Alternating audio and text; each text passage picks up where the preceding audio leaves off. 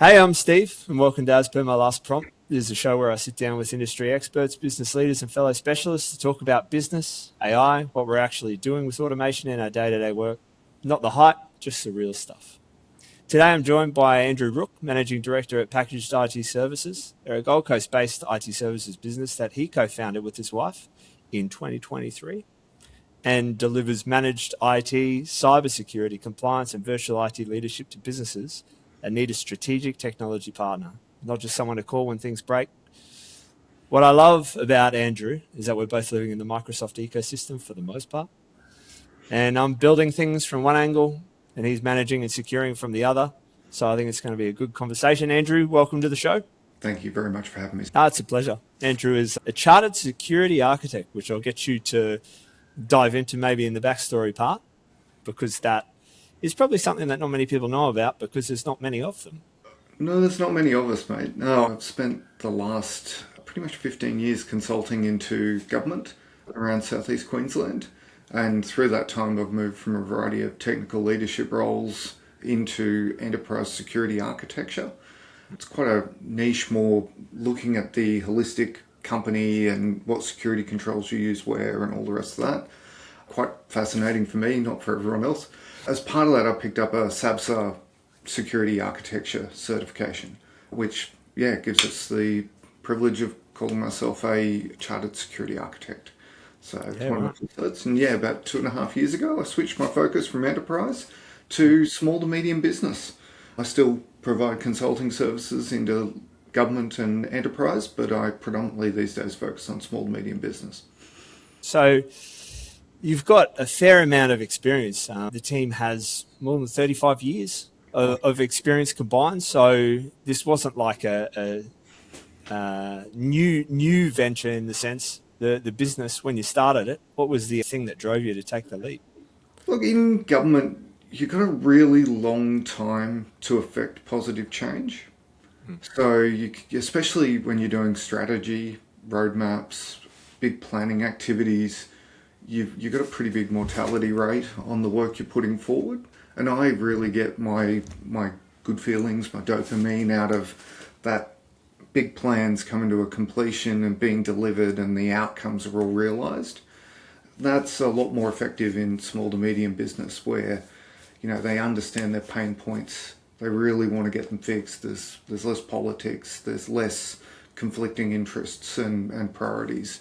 So it's much better to get those outcomes and much better for the clients because you get that realisation quicker, you get delivery quicker, and you get the wins and everyone's happy.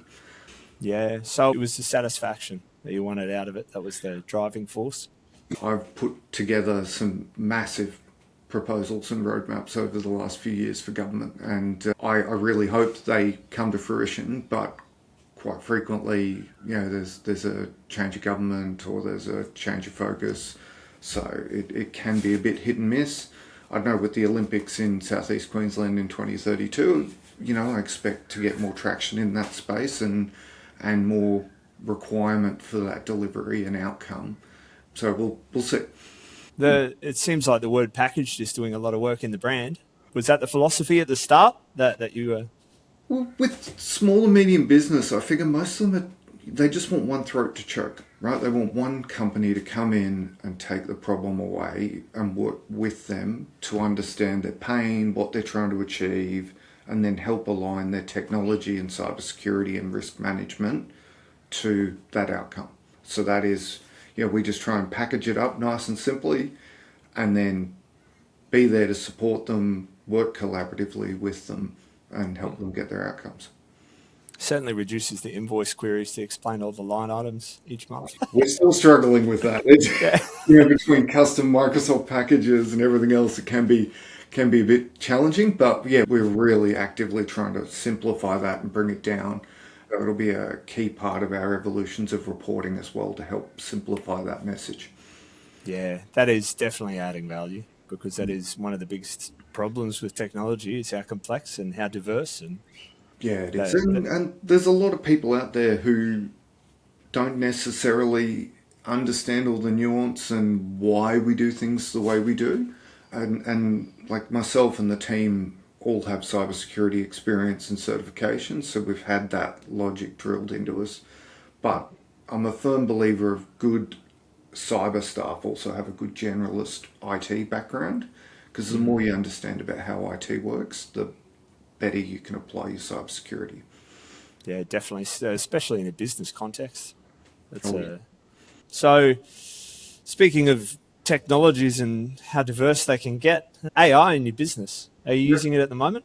Limited, What? not Yeah. massively, but yeah, we've kept it away from customer facing interactions directly at the moment. I'm still not convinced around the quality and that human level experience, which I think is really important for first points of contact. Mm. Um, like the other day, I was working on a big roadmap. I wrote most of the document in Word by hand just because the complexity around the logic that went into it was very difficult to communicate into an AI. Mm. Then I did do things like, hey, help me lift the quality of this document. What can I work on? What can I improve? Hey, can you draft the exec summary? And so I used that to augment my own skill set to improve the quality of the outcome. I'm working on my services catalog at the moment and my website content, my marketing, and we're always putting it through a good human review cycle and a human vetting process. But most certainly we are, I think our use of it will only grow. And as we build trust in that more human interaction side of things, we will start to expose it more to our customers directly. Yeah. Do they come to you asking for advice? The managed services have always been the consultant for everything that is not directly in their field. But Yeah, and like this is part of the reason we're doing ISO 42001 at the moment, which I'm hoping to be certified end of this month, early next month, which is that AI risk management process, like just to further build our own trust and reputation in that space. yeah. Our customers are definitely coming and talk to us. We've got a law firm that we work with that's like, Andrew, I get thousands of pages of documents. I need to find what I would call the needle in the haystack and then be able to reference where I found it, where the AI found it, so I can do that, and it would save me hundreds of hours a month, right? Yeah. So there's definitely some big business demand. I'm also seeing that through small to medium business where people are like, oh, Andrew, I'm working 7 days a week. Surely AI can fix this for me. And look, it's ambitious. Like I talk to them about, hey, well, let's map your processes. Then let's start to automate your processes. And then, let's find those key weaknesses and augment them with language models or whatever AI might be appropriate to help do that. So it's really that crawl, walk, run at the most simple level. But, and obviously that's where we've had conversations in the past as well around Yeah. starting to push clients towards mapping those processes to get the right outcomes and automating them. And one of the points you made before about that human in the loop, I think, is really important. And now I get spam emails from people that are well written, and they've obviously had the AI go off and do a little bit of research on the person they're targeting, and it's going to become more and more common, and people will become less and less trusting of communication via technology. So I think that human facing side is going to be a real differentiator. I do too, mate. Some of my pessimism in this space Mm. comes from in recent months we've had some customers notice some quality issues in Microsoft around like the Windows 11 space. So some of their recent patches have had a few issues. And at the same time, Microsoft's out there proudly telling the world that they're hitting, 30% code completion with AI. And while I'm not, I don't have any evidence or anything, but it's like, oh, the correlation seems pretty strong here, right? So Mm. this is where that human in the loop analysis and that, like, I don't think we're going to replace humans for a lot of tasks in the short term because it's such a critical capability that people with that, I guess, how do I put it? I put it, let's say a problem 100%, right? Maybe the first 80% is really easy. Mm. Maybe that last 20% changes that first 80% drastically. right? Yeah. And that 80% deep specialist knowledge, if you don't have that, that's where you're gonna, like, yeah, AI can do that first 80%, great. But that inherent specialist knowledge, and all the context that feeds into it, that's where we get burned if we're not careful. I mean, one of the services that you offer, the virtual IT leadership, I imagine that part of it, a lot of people would think, I could just ask AI. I could ask AI to give me advice on this, and it'll give you something. I Yep. mean, that years of level of experience, I guess, to be able to know by talking at a scenario where you're not considering these things. Do you feel like it would augment that service in a sense, the way you deliver it? Yeah, the more we use AI, right, and then vet and improve the quality of it, the more efficient we are, right, the more customers we can support and help with the same amount of staff, which, that's appealing. It increases revenue. It's wonderful, providing, the use of AI doesn't decrease significantly the amount you can charge. Yeah. So it's a bit of a balancing edge there. But this isn't unique to tech, right? I firmly believe this in every industry. Like, some of our clients run pool cleaning businesses, right? And I was having a chat with one of their staff the other day, and he's described to me as a gifted pool tech, right? He just understands what the problem is and he can fix it. But he is a massive consumer of ChatGPT. Like, he goes to the doctor and he's like, the ChatGPT tells me this. I bet they love that. And so, like, one of the things I was talking to him about is I said, well, look, do me a favor, throw some of those big complex pool problems into ChatGPT and ask it what it'd do, right? Yeah. Challenge it. And the logic there is really about challenging him to say, oh, you know what? It doesn't get everything right. It doesn't handle those 20%, that detailed, that niche area, right? And just challenge people's thinking there around that dependency on the tech. Yeah, it's a really good way to approach it and to get people to think about it, because it's an unknown if it's not reviewed. And all the stuff that you see out on the net, on LinkedIn or other places, you're kind of like, no, they didn't review that one. Because and I'm guilty as charged as well. When it first came out, I was just like, oh, this is brilliant, just go, go, go. And it was rubbish, absolute slop. I've done it. Yeah. Yeah. And heck, I was working with, like, we use Claude Cowork a fair bit at the moment, and I've been teaching it my branding and trying to get everything in my tone of voice. And I drafted a heap of marketing content for this month for me, and I'm starting to put it into Buffer to schedule it to post, and I'm like, where did you get that stat from? And when I looked at it, it's like 95% of problems are human error, and I'm like, that doesn't sound. Where'd you get that? And I actually read the report, and it says 26%. And I'm like, well, let's not post that. So the human in the loop is absolutely critical. Yeah. Yep. The reputational damage. Yeah. No, well, that's the risk. That is the real risk, especially in business. I mean, you can get things very, very wrong, as, there was the case with, was it Deloitte? Or PwC? It was Deloitte, wasn't it? Deloitte. And they were ISO 42001 certified at that point. Right. So, or at least 42001 compliant, something like that. But they had the AI usage policies, the standards, everything in place. And they still had that kerfuffle with the Australian federal government. So it's a control issue rather than a knowledge. It was a people problem. Well, final question that we've been speaking about how AI has a lot of misconceptions. What is the main thing that people get wrong in their expectations of what you can provide, or what's the misconception about your industry? This is a question I'm struggling with at the moment, is how is people's AI usage going to impact the services we provide? And I think it's a question any business owner should be asking themselves, right? I fully expect that we will lose some of our smaller customers to them trying to do it themselves with Copilot and ChatGPT and tools like that. Yeah. And do I like it? No. Do I think they're going to get the same outcome? No. But it's their business, it's their choice.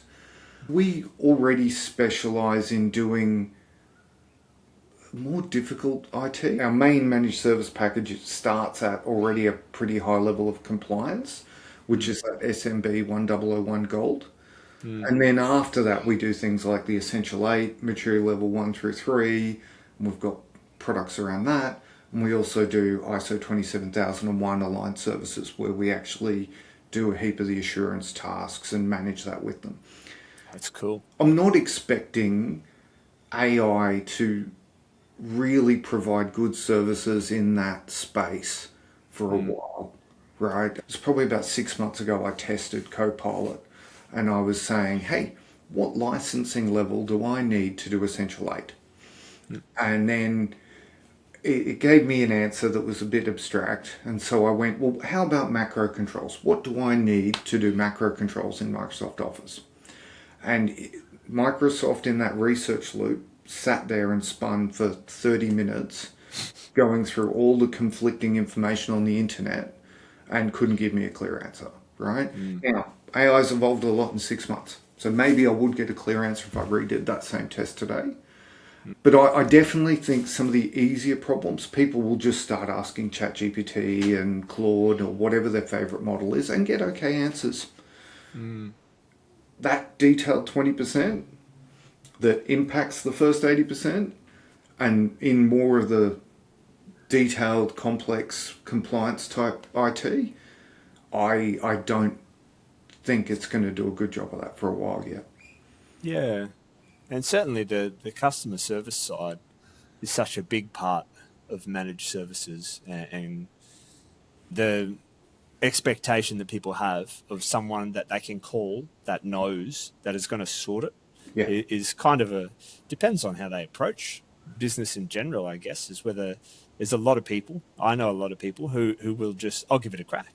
Like I'll and most companies that you support, they'll have their champion within the staff who's a little bit techie, likes tinkering with things. And it's like, at what point is that impacting your ability to deliver your job?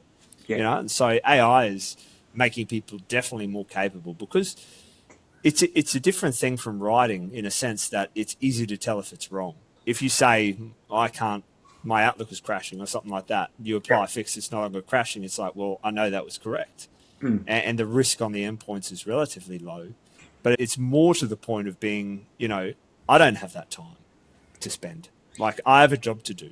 Having someone that that knows you as well is a big part. It's a huge part of that. So I think you'll be safe for quite a while, man. Look, that is a core part of our business, right? Like, being able to pick up the phone, speak to someone, and have them actually be able to help you, right? Because when you're having issues, it's costing you money. Yeah. And people don't call us because they want to. Well, most of the time. They call us because they've got a problem they need fixed, right? And that's exactly where we're here to help. And you're right, like AI, I will give you one more analogy though. Probably 15, 20 years ago, IVR, the automated voice for telephony calls, started coming in, right? And so you'd call up and you'd get, hi, you've rung Telstra, press 1 for sales, press 2. And initially people were really resistant to that, right? Nowadays, that's pretty much accepted practice. Everyone just listens, goes, oh yeah, 2, off we go. Some businesses are pushing into AI in that space, right? And having an AI automated answering service. And then providing that's got low latency and stuff, maybe it might be okay. Maybe it'll have a good enough accuracy. I haven't tested it myself yet.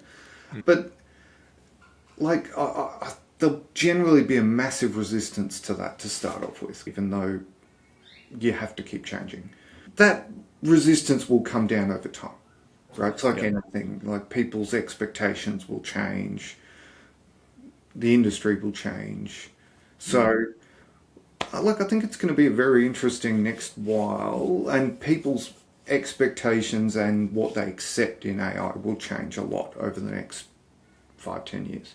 Well, I think we're at time, Andrew. So thanks so much for joining me on As Per My Last Prompt. It's been genuinely a great conversation, mate.